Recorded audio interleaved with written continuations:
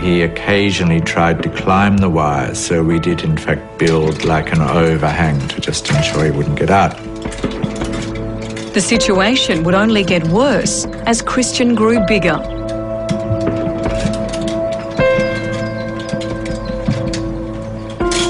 George Adamson, the legendary wildlife conservationist, had offered Christian a place at his reserve in Kenya. But Ace and John were starting to worry that the Kenyans were going to refuse to let Christian into their country. We did get scared that it could all fall through, so we got quite worried. Ace and John's dream of returning Christian to the wild was in serious doubt, and with no fallback plan, Christian's entire future hung in the balance.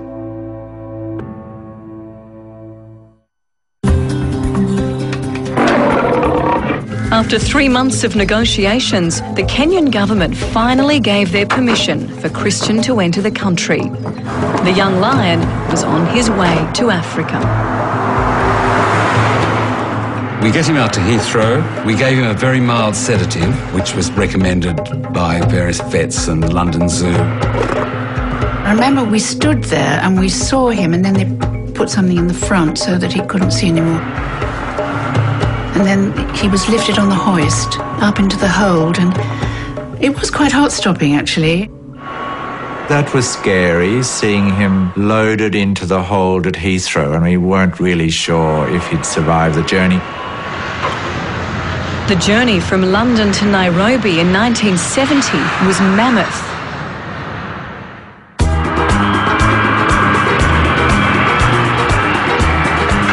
It was 15 hours before Bill Travers, Ace and John arrived in Africa and were reunited with Christian.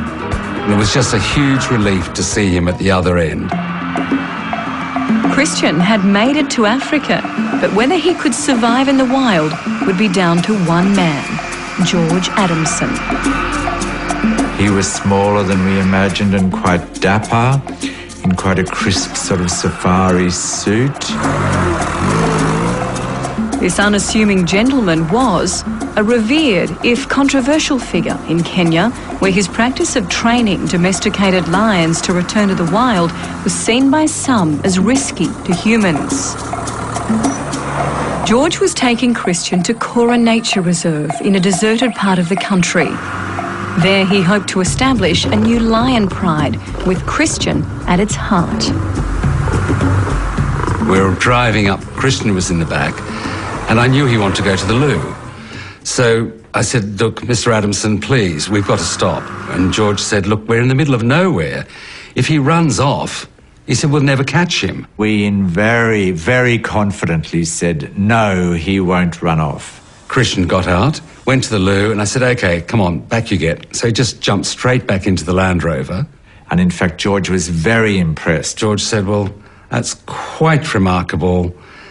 I think he's going to be fine, and you can call me George. So I turned around to Christian and said, yes, yes, you're going to be all right.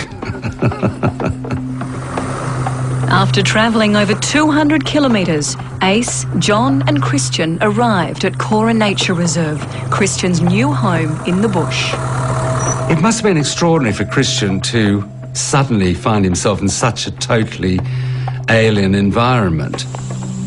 He might have been in a new continent, but Christian still demanded his home comforts. The first night in Africa was a bit embarrassing, really. Ace had a bunk here and I had a stretcher here, a stretcher there, and Christian was there. Well, of course, he slept on one of the beds with a pillow. With beds, pillows, Ace, John and photographer Derek there with him, Christian must have felt Africa was just like home. He seemed unfazed by his new environment. Watching Christian's reaction to crocodiles and hippo popping their heads out of the water.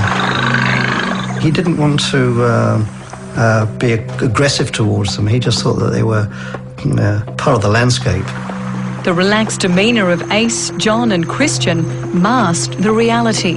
Christian was a London lion in Africa, and his background put him at great risk. There are clear challenges in releasing a lion to the wild. It's not simply the matter of opening the back of a lorry door and letting it run free, because if you do that, it would be very likely to encounter other lions, behave inappropriately and risk death. George Adamson's plan was to create a pride with Christian and 2 other lions, Catania, an orphaned lioness cub, and Boy, an adult male, born and domesticated in Africa. But first, they had to bond, a totally new experience for Christian. He thought he was the only lion in the world, and it was a shock to meet one that was 3 times his size. The first time he saw Boy, you can imagine, he hasn't seen a mature lion since his father. And there's this enormous and very cross lion too. For Boy, Christian was a threat. In prides, younger lions often attempt to usurp an older lion's position. His first reaction when he saw Christian was very aggressive and frightening. He would keep charging at the wire to really scare Christian, and he was scared, and we were scared too, I can tell you. Boy was probably about 400 pounds, comes hurtling at the wire fence, was only chicken wire. It's quite something. Christian was scared and got in behind our legs and sort of snarled unhappily. It was quite scary. Christian could not hide behind John and Ace forever. If George's pride was going to work, Christian and Boy would need to face each other outside the compound to establish the hierarchy. One day, George said, we just have to bite the bullet. We just have to do it. And George and Ace and John and Christian walked up this rock to where Boy was sitting. Boy rose, and he seemed to double in size. His mane sort of swelled. He looked truly, truly frightening. This was a moment of life or death. Would Boy accept Christian? It's really terrifying to see this huge, fully grown lion coming down and just belting Christian.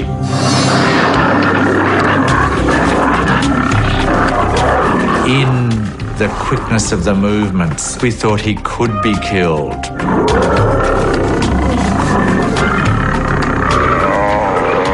But amazingly, Christian's lion instinct kicked in.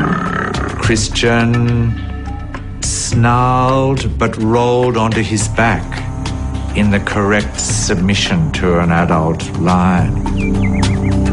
Christian stood it, he didn't run away, and he obviously knew that this was part of being a lion was.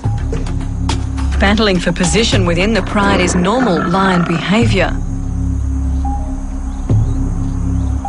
Christian wasn't injured by Boy's attack, but he had been put in his place.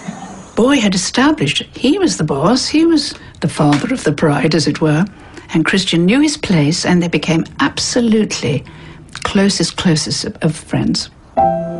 George Adamson was pleased his first Cora pride was finally taking shape. But now there was no longer a role for Ace and John. We could see it was starting to work, and we had to step back, and the relationship that we had with Christian, we had to pass on to George. It was sad to leave him, but there was a moment of thinking, there you are, you're in the right place, the right man, and you've really got a chance. The fact that we'd got him there and he would probably have a future there, it made our feelings not irrelevant, but that was such a good feeling. Ace and John's life had centred on Christian for over a year. Now, after 4 weeks with him in Kenya, it was time to leave Christian with his new family, his lion pride. He did pad down the track as we left, and that was sad.